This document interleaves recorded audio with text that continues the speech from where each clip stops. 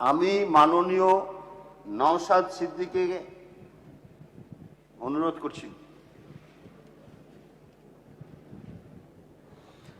ধন্যবাদ speaker sir.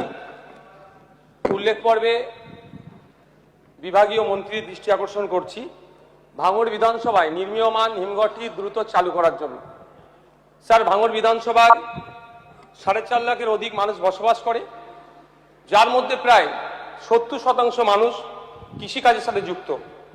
ভাঙড়ের যে চাষযোগ্য জমিগুলি আছে, এক ফসল দু ফসল বহু ফসলি জমি আছে, কিন্তু সংরক্ষণের জন্য তথা হিমঘর না থাকার ফলে উৎপাদিত ফসল তাদেরকে অনেক ক্ষেত্রে অল্প দামে বিক্রি করে দিতে হয়, যেটা খরচ হয় তার থেকেও নিচে বিক্রি করতে হয়। তো বিগত সরকারের সময় থেকে একটা হিমঘর নির্মাণের কাজ চলছে, কিন্তু দুর্ভাগ্যবশত বেশ কয়েকটি বছর পার হয়ে যাওয়ার পরেও এখনো পর্যন্ত কৃষকদের ব্যবহারের স্বার্থে হিমঘরটি খুলে দেওয়া হয়নি, চালু হয়নি। তাই আমি অনুরোধ করব মাননীয় মন্ত্রী মহাশয়ের কাছে দ্রুততার সাথে এই কাজটি সম্পূর্ণ করে কৃষকদের স্বার্থে চালু করা হোক। ধন্যবাদ স্যার।